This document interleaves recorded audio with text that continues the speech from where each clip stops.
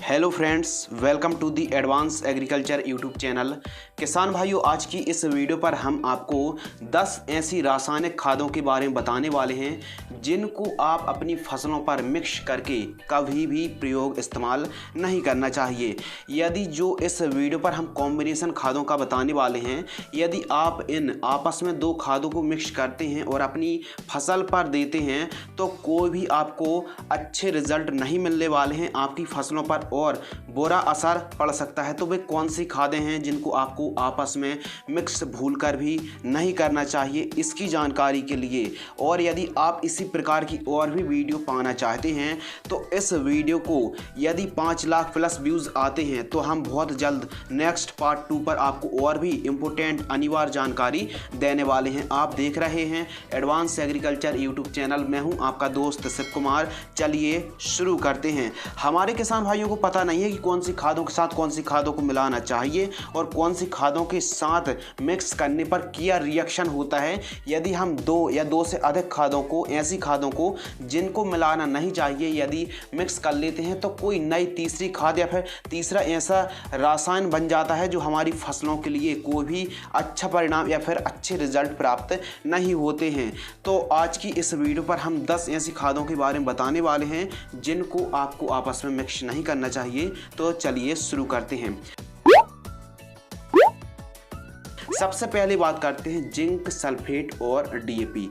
Zinc sulphate जो खाद आती है उसके साथ आपको कभी भी डीएपी उर्वरक खाद यानी डाई अमोनियम फास्फेट को आपस में कभी भी मिक्स नहीं करना चाहिए। आपको गलत परिणाम मिलेंगे यदि इन दोनों खादों को आप आपस में मिक्स करके देते हैं तो आपको रिजल्ट बिल्कुल भी नहीं मिलने वाले हैं।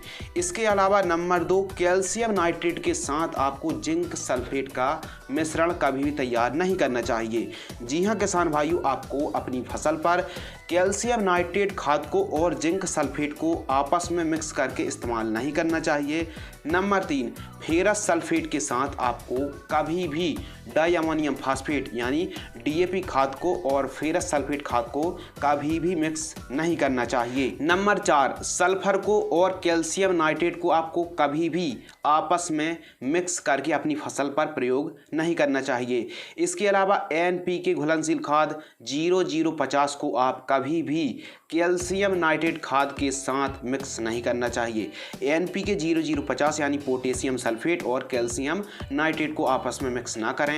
Number 6, DAP di ammonium phosphate के साथ आप कभी भी मैग्नीशियम सल्फेट युक्त खाद का इस्तेमाल आपको नहीं करना चाहिए। इसके अलावा हमारे किसान भाई यूरिया यानी नाइट्रोजन का प्रयोग और भी अधिक मात्रा पर करते हैं। तो यूरिया के साथ आपको अमोनियम सल्फेट का प्रयोग वैसे तो नहीं करना चाहिए। यदि मान लीजिए आपने यूरिया और अमोनियम सल्फेट को आपस में मिक्स कर लिया है तो आप जल्दी से जल्दी अपने खेत पर डाल दीजिए तो अभी ठीक है, लेकिन आप यूरिया और अमोनियम सल्फेट को जो मिश्रण तैयार किया है उसको देर तक ना रखें। जो मिश्रण है पूरी तरह पानी की तरह बह जाएगा, घुल जाएगा। तो इसलिए यूरिया और अमोनियम सल्फेट को ज़्यादा देर तक आपको मिक्स करके नहीं रखना चाहिए। इसके अलावा नंबर 8, यूरिया और कैल्शियम नाइट्रेट। जी हाँ किसान भाइयों, यूरिया के साथ आपको कभी भी कैल्शियम अमोनियम नाइट्रेट को नहीं मिलाना चाहिए। इसके अलावा यूरिया के साथ आप ध्यान दीजिए, यूरिया के साथ आपको एसएसपी सिंगल सुपर फास्फेट को नहीं मिलाना चाहिए। इसके अलावा नंबर 10, यूरिया के साथ आप एमओपी को तो मिला सकते हैं लेकिन हमारे हिसाब से ना ही मिलाएं। और यदि आप यूरिया के साथ MOP muriate of potash potassium chloride को आपस में मिक्स कर लेते हैं तो जल्दी से जल्दी जो आपने मिश्रण तैयार किया है यूरिया प्लस एमओपी का, उसको अपनी खेत पर जल्दी से जल्दी इस्तेमाल प्रयोग कर लीजिए, नहीं तो वह पानी की तरह बह जाएगी, आपस में केमिकल रिएक्ट करेगा। तो हो सके तो यूरिया और एमओपी को यदि आप मिला रहे हैं तो जल्दी से जल्दी अपने खेत पर प्रयोग कर लीजिए, तो भी आपको अच्छे रिजल्ट मिल सकते हैं। एक और अतिरिक्त एवं महत्वपूर्ण जानकारी कि जिंक सल्फेट को आप कभी भी फास्फेट युक्त खादों के साथ मिक्स नहीं करना चाहिए। यदि आप जिंक सल्फेट के साथ फास्फेट वाली खादों को मिला लेते हैं तो वह तो जिंक फास्फेट हो जाएगी जिसका इस्तेमाल चूहे मारने के रूप में किया जाता है। जिंक सल्फेट को फास्फेट युक्त खादों के साथ ना मिलाएं। यदि आप इनको मिलाकर अपने खेत पर इस्तेमाल करते हैं तो आपको 1% भी रिजल्ट नहीं प्राप्त होंगे।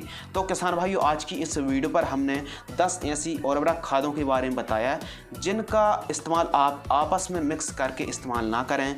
वैसे आप डीएपी के साथ सिंगल सुपर फास्फेट मिला सकते हैं, यूरिया के साथ आप डीएपी मिला सकते हैं, एमओपी के साथ आप सल्फर को भी मिक्स कर सकते हैं। यदि आपको हमारे द्वारा दी गई जानकारी पसंद आती है तो इस चैनल को सब्सक्राइब कर लीजिए। अधिक जानकारी के लिए आप हमारी वेबसाइट advancedagriculture.in पर भी विजिट कर सकते हैं। यदि इस वीडियो पर 5 लाख प्लस व्यूज आते हैं तो बहुत जल्द पार्ट 2 आएगा। इस वीडियो को अपने किसान मित्रों के साथ, दोस्तों के साथ शेयर जरूर करें। तो मैं आपका दोस्त शिव कुमार, मिलते हैं कुछ और इंटरेस्टिंग, नॉलेजेबल और ज्ञानवर्धक जानकारी के साथ। तब तक के लिए धन्यवाद, नमस्कार।